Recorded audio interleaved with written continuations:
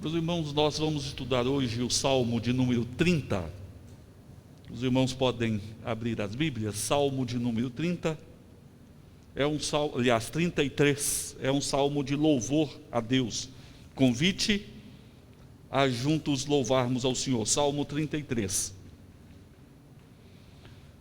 Eu lerei os 3 primeiros versos.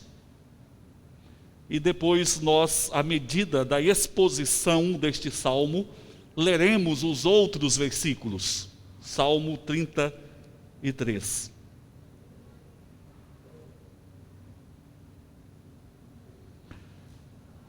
Exultai, ó justos, no Senhor. Aos retos fica bem louvá-lo. Celebrai o Senhor com harpa. Louvai-o com cânticos no saltério de 10 cordas. Entoai-lhe novo cântico.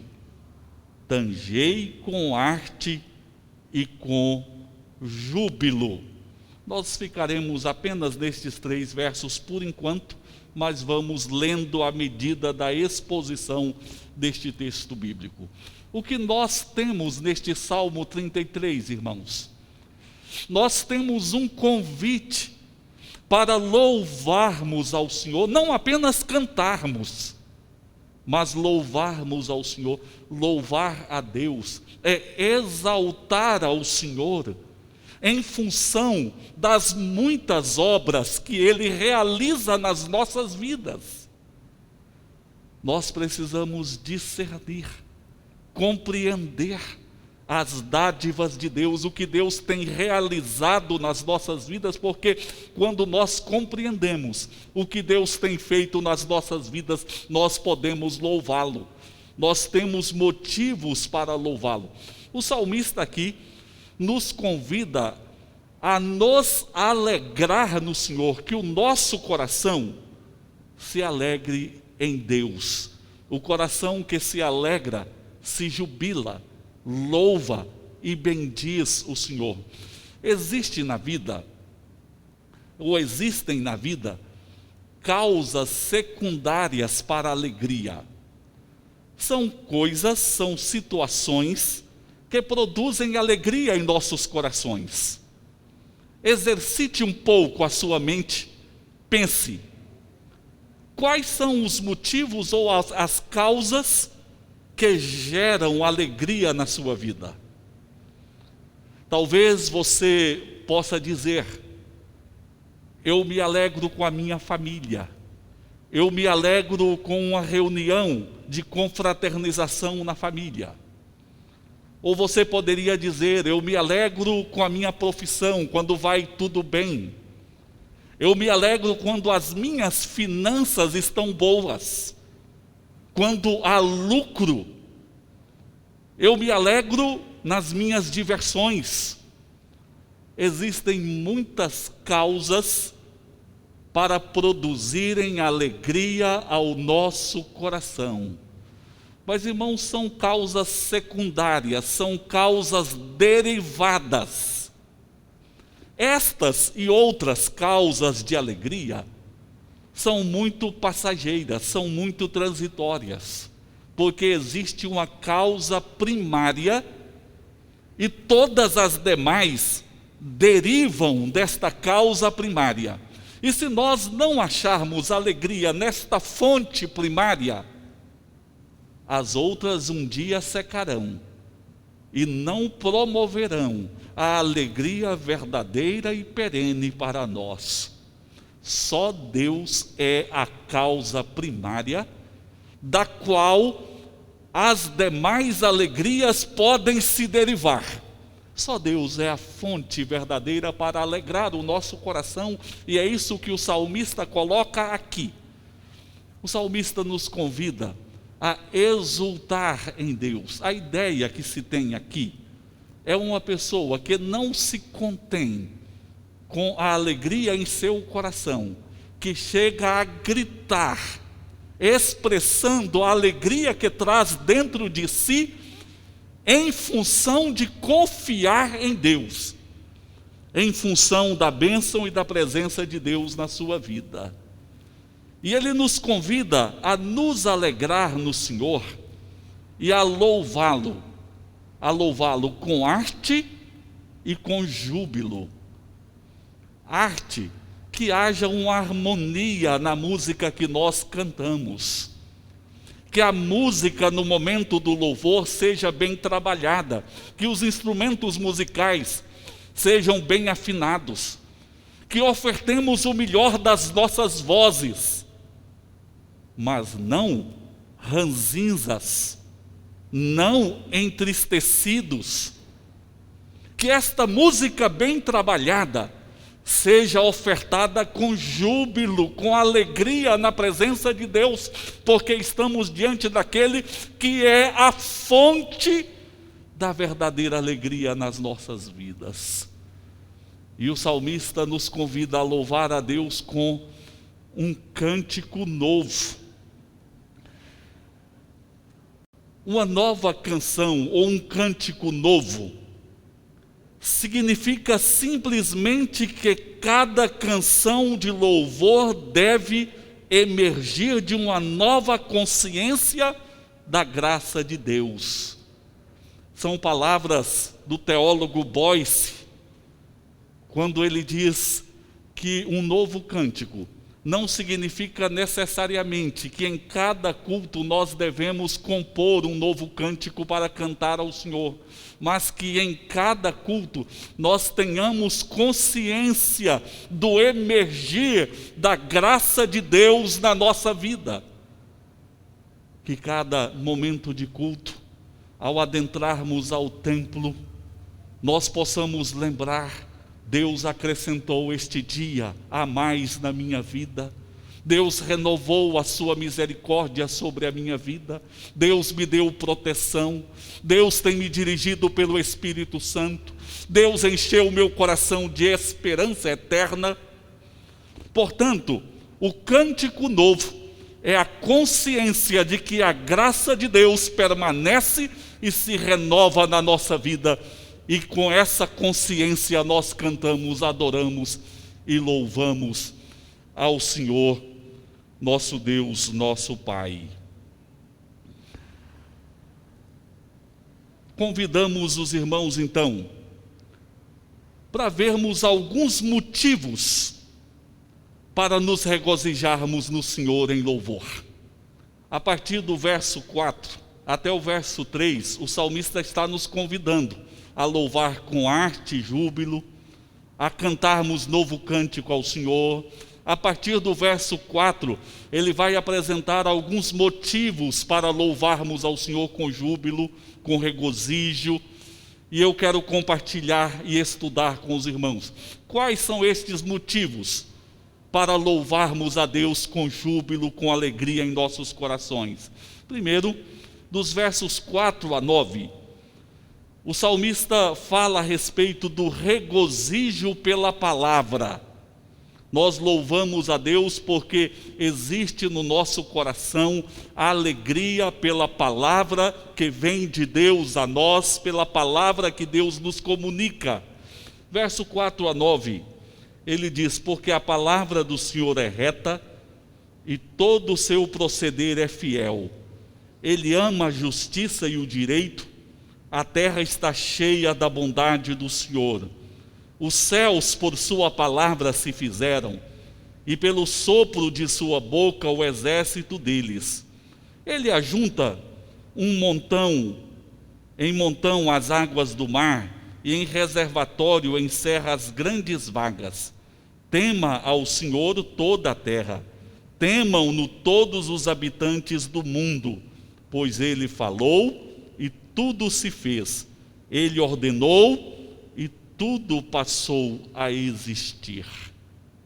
Então, o primeiro motivo que o salmista apresenta para que o nosso coração encontre alegria em Deus e louve ao Senhor, é porque Deus comunica conosco pela sua palavra. A palavra de Deus nos revela o caráter de Deus, mas nos revela também as obras que Deus realizou e Deus realiza nas nossas vidas. Então o salmista diz: o Senhor ordenou e tudo se fez pela sua palavra. Ele está se referindo à criação, quando no princípio tudo veio à existência a partir da ordem, a partir da palavra de Deus. E esta mesma palavra se fez carne na pessoa de Jesus, para trazer salvação a nós.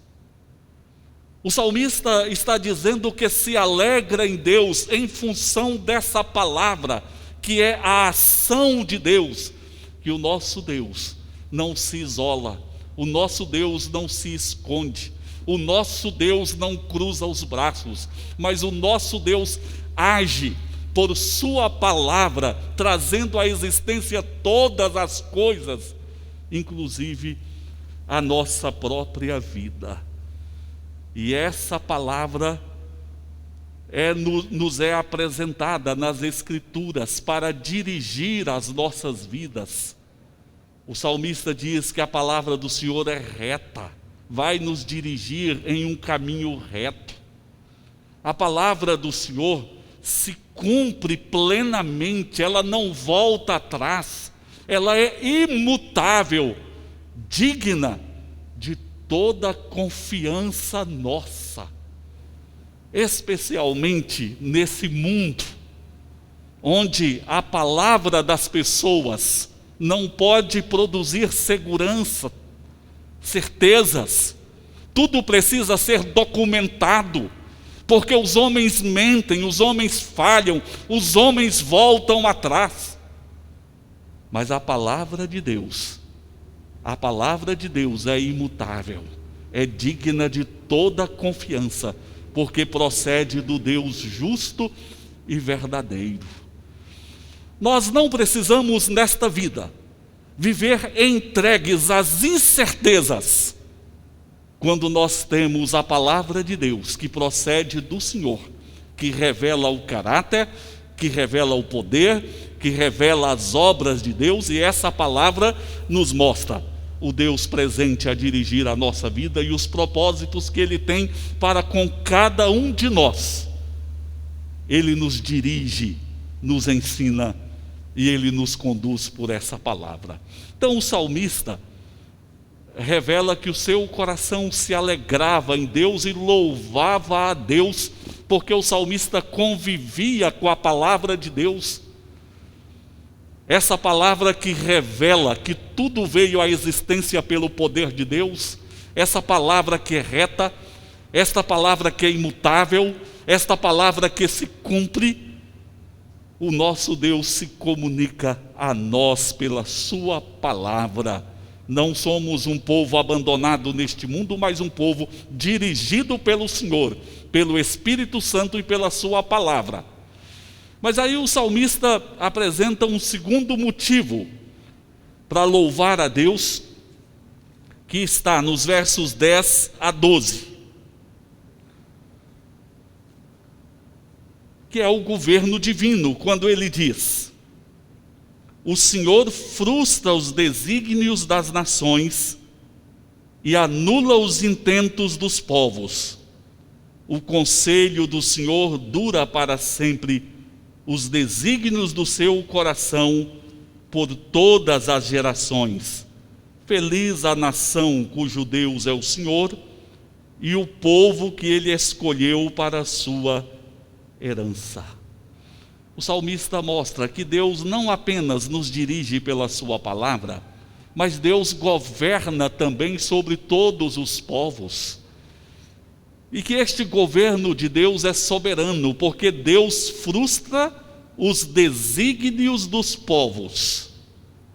Significa que os povos fazem planos, têm os seus propósitos, têm os seus desígnios, mas quem governa todas as coisas não são os reis, não são os povos, não é o homem, mas é o Senhor nosso Deus. Quem em sã consciência, há um ano atrás, poderia imaginar que nós estaríamos vivendo o que estamos vivendo hoje. Aqui todos com máscara, perguntando até quando vai esta pandemia. Teremos uma vacina? Não teremos? Essa vacina será devidamente eficaz ou não será? Quantos planos foram feitos? Mas a palavra diz: o Senhor frustra os desígnios dos povos. Deus é quem está governando todas as coisas. Mas isso, irmãos, tem um significado muito importante para nós, porque não são os homens que estão no governo do mundo, mas não é o mal que está no governo do mundo também. Porque talvez você pode estar perguntando: como será o amanhã? Como será este pós-pandemia? E algumas pessoas já estão perguntando: haverá pós-pandemia?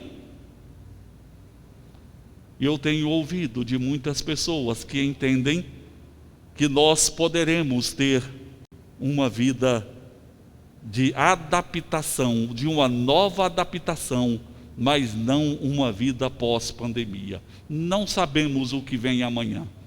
Esperamos no Senhor que venha um período de pós-pandemia, de saúde, de tranquilidade e de paz.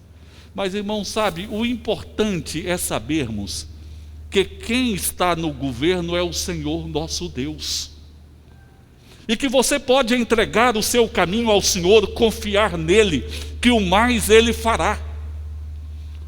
Os homens podem fazer muitos planos, muitos propósitos, mas é Deus quem governa. Em seguida, neste governo divino, o salmista mostra também que os desígnios do Senhor permanecem para sempre, que nada pode interromper os desígnios do Senhor. Mas, pastor, quais são estes desígnios do Senhor? Meus irmãos, nós temos na revelação, nas Escrituras Sagradas, os desígnios de Deus. Lá em Apocalipse, o apóstolo João viu um livro fechado, selado, e o apóstolo João disse que chorava por não poder ler o livro, até que ele pôde tomar ciência do que estava escrito no livro. Meus irmãos, o Senhor Deus não oculta os seus propósitos da nossa vida. O Senhor revela os seus propósitos eternos. Existe um propósito salvador e eterno de Deus para o seu povo. Existe uma direção abençoadora de Deus para seu povo, na pessoa do Espírito Santo. Não existe uma promessa de isenção de dores, lutas e tribulações nesse mundo. O Senhor Jesus disse que no mundo nós teríamos aflições, mas nós temos uma promessa da presença de Deus conosco no meio das tribulações desse mundo. E temos uma promessa de que o Senhor nos conduzirá a uma realidade eterna e gloriosa, onde não haverá dor, onde não haverá lágrimas, onde não haverá morte, onde haverá tão somente a glória de Deus entre o seu povo, as perfeições divinas entre o seu povo. Então, os desígnios de Deus não podem ser frustrados. O homem não pode frustrar o desígnio de Deus. Pandemia não pode frustrar o desígnio de Deus. Satanás não pode frustrar o desígnio de Deus. E isso é maravilhoso, irmãos, quando nós compreendemos que o governo do mundo e das nossas vidas está nas mãos do Senhor e que o Senhor tem propósitos bons e sábios para com as nossas vidas, e nós confiamos nestes propósitos do Senhor. Pensam os irmãos que na época que o salmista escreveu este salmo, salmo este que está entre os salmos de Davi, mas não há um indício de que Davi seja o autor deste salmo, mas isso não importa. O fato é que em todas as épocas existiram adversidades, existiram guerras, existiram catástrofes, existiram tribulações. Entretanto, o salmista sabia que nada disso poderia frustrar os desígnios do Senhor, porque o Senhor estava no governo, e o Senhor está no governo. Existem muitos profetas que são profetas do mal, da desgraça. A palavra de Deus não nos apresenta esse tipo de profecia. A palavra de Deus aponta para os desígnios do Senhor que não poderão ser frustrados, visto que o Senhor é quem está no governo. O Senhor é quem dirige todas as coisas. E esse governo de Deus é um governo soberano, mas também gracioso. Quando ele diz: feliz a nação cujo Deus é o Senhor. E ele afirma que este povo foi escolhido pelo Senhor. O Senhor escolheu para si um povo, para ser a sua nação, para ser o seu povo. Em primeiro plano, este salmo se refere à nação de Israel no Velho Testamento, que era o povo de Deus. Feliz aquele povo que foi escolhido pelo Senhor, quando o Senhor escolheu Abraão, e de Abraão fez uma grande nação. Era uma nação em termos geográficos, populacionais, uma nação politicamente organizada. Qual seria hoje uma nação que pode dizer que é uma nação cujo Deus é o Senhor? Seria a nação de Israel? Seria os Estados Unidos? Qual seria essa nação que é feliz porque foi escolhida pelo Senhor? Meus irmãos, existe toda uma pregação dentro da confissão positiva, tipo: declare que o Brasil é do Senhor Jesus. Como se uma declaração dessa feita pelas pessoas tornasse o país de Jesus. Só que a palavra diz que a nação cujo Deus é o Senhor é composta por um povo que Deus escolhe, que Deus chama, e que Deus faz deste povo, povo seu. Não é o ser humano declarando em um ato de confissão positiva, que não é uma expressão sadia de fé, não é por esta via que uma nação se torna nação de Deus. Qual então seria a aplicação deste salmo em nossos dias? Qual é a nação que tem a Deus como Senhor? Qual é a nação escolhida pelo Senhor? Meus irmãos, não existe outra aplicação. A nação escolhida por Deus, a nação feliz porque Deus é o Senhor, é a igreja.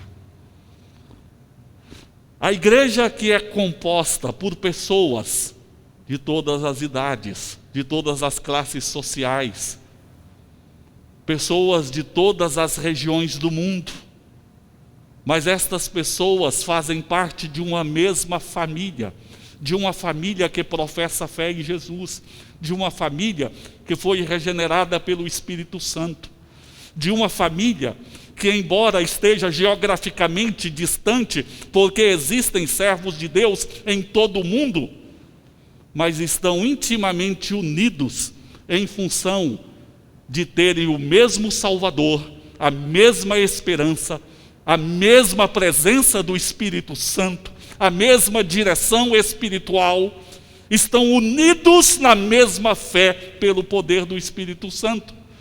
E a igreja é então essa nação escolhida, separada por Deus, alvo da graça de Deus. A igreja é essa nação feliz porque tem Deus como Senhor. Então, irmãos, o nosso coração deve se alegrar em Deus por dois motivos. O primeiro motivo, pela bênção da palavra de Deus, pela bênção de conhecermos a palavra de Deus, porque pela palavra nós sabemos quem Deus é, nós conhecemos as obras do Senhor, tanto a obra da criação, a obra da salvação, as obras de Deus na nossa vida, os propósitos de Deus, tudo isso nos é revelado pela palavra. Louvamos a Deus também pelo governo que Deus exerce sobre toda a sua criação, um governo soberano, mas gracioso. Deus dirige todas as coisas e nada pode frustrar os propósitos do Senhor. E Ele age com graça sobre as nossas vidas, nos escolhendo, nos chamando, nos unindo em fé. Isso é o poder e é a bênção de Deus. Aí o salmista apresenta, nos versículos finais deste salmo, o regozijo pelo olhar protetor do Senhor. O olhar de Deus alcança a todas as pessoas em todos os lugares. Ninguém foge ao olhar de Deus. Está aí nos versos 13 a 14, quando ele diz: o Senhor olha dos céus, vê todos os filhos dos homens, do lugar de sua morada, observa todos os moradores da terra. Uma mãe com os filhos em casa, os filhos pequenos, quer saber onde estão os filhos. Os filhos brincando, será que estão correndo algum perigo? Subindo onde não deve subir? Com brincadeiras que possam lhes causar algum mal? Meus irmãos, os olhos do Senhor estão sobre todos os moradores da terra. O Senhor conhece todas as coisas. Em seguida, o salmista vai nos mostrar que esse olhar do Senhor é o olhar salvador. Quando ele diz que não é pela força do rei, não é pelo poder do exército, não é pela força do cavalo, que os homens se livram, são salvos, mas é por este olhar gracioso de Deus que as pessoas são alcançadas. Deus nos olhou por meio de Jesus para nos salvar. Deus olha para cada um de nós com seu olhar de compaixão. Quando lá no princípio Adão e Eva pecaram contra o Senhor, se esconderam, fugiram, o Senhor olhou para eles com compaixão e disse: onde estás? Aí onde você está, no meio das suas dúvidas, das suas lutas e talvez do seu sofrimento, o olhar do Senhor te alcança, o olhar do Senhor alcança o seu coração. E não é a força do homem, a força do cavalo, o poder do exército.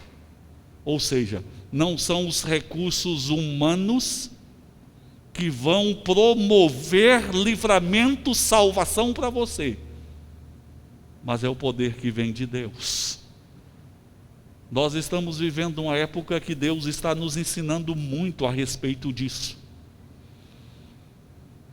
Essa época de pandemia, em que as pessoas nutrem expectativas em soluções vindas dos homens, e a cada dia tem frustrado.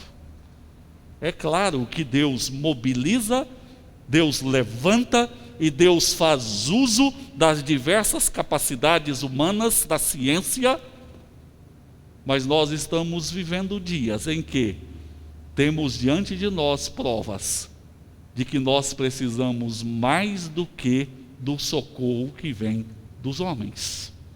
Nós precisamos do socorro daquele que olha todos os moradores da terra, que conhece todas as coisas, e que a salvação para nós não vem da força e da sabedoria do homem, mas vem daquele que criou todas as coisas. Segue o salmista nos mostrando que este olhar de Deus, protetor e salvador, se efetiva na vida dos que creem.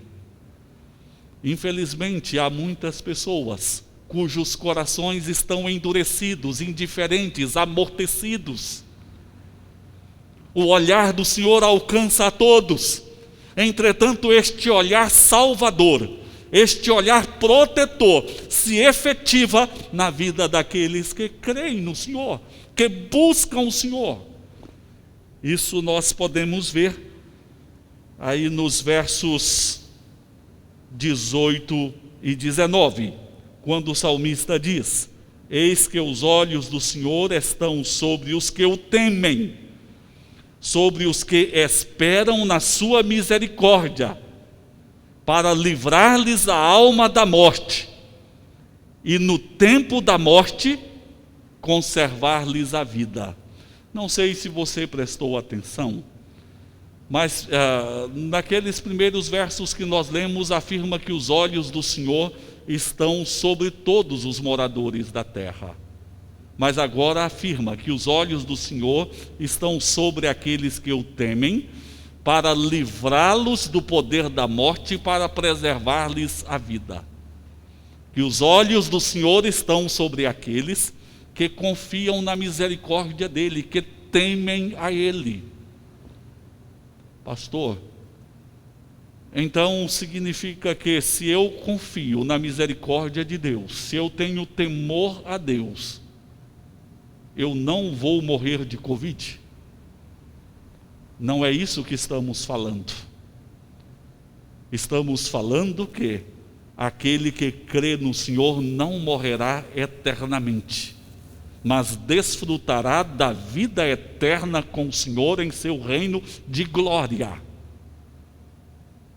Uma coisa são as realidades temporais neste mundo, outras são as realidades eternas, e Deus em Cristo Jesus veio ao mundo para nos livrar da morte eterna e para nos conceder vida eterna. Pastor, eu devo orar para Deus me livrar da Covid, da morte? Você não apenas pode orar, você deve orar, colocando a sua vida nas mãos do Senhor. Os olhos do Senhor estão sobre todos os moradores da terra. Os olhos do Senhor estão sobre aqueles que o temem, para livrá-los do poder da morte e preservar-lhes a vida. Você ora ao Senhor, descansa no Senhor, sabendo que o governo pertence ao Senhor, a direção de tudo é do Senhor, e que o melhor Deus estará efetuando na sua vida como um servo, uma serva dele. Deus te conduzirá segundo o propósito bondoso e perfeito que ele tem.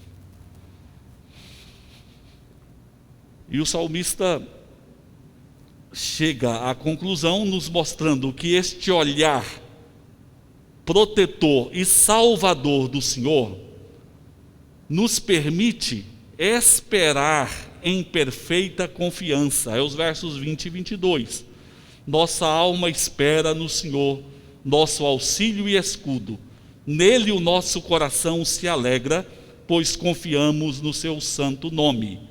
Seja sobre nós, Senhor, a tua misericórdia, como de ti esperamos. Então o salmista conclui mostrando que a sua alma esperava pelo Senhor. A sua alma esperava nos cuidados do Senhor, descansando certo destes cuidados procedentes do Senhor. Meus irmãos, nós temos aqui primeiro um convite para nos alegrarmos no Senhor. Não deixe que as circunstâncias que você está vivendo no hoje entristeça o teu coração. Não deixe que a tristeza comece a ditar os seus sentimentos, o seu caminhar, os seus passos, a sua vida. Busque na fonte verdadeira de alegria, que é Deus, o sentido da sua vida. O salmista convida para que o nosso coração se alegre no Senhor, se jubile em Deus, e que expressemos esta alegria cantando um novo cântico, uma nova consciência da graça que está emergindo na nossa vida, dia após dia, pela direção do Espírito Santo de Deus. Caminhe com alegria na presença de Deus. Deus é a fonte da sua alegria, e nada pode te separar dessa fonte. Nenhum mal, nenhum sofrimento, nenhum desgosto pode te separar desta fonte, a não ser o seu coração incrédulo. E diante do Senhor, que é a fonte da verdadeira alegria, se regozije. Se regozije pela palavra de Deus, pelo governo divino, pelos olhos do Senhor que estão sobre a sua vida para protegê-lo e para livrá-lo. Que o seu coração se alegre diante de Deus, sempre em louvor ao Senhor.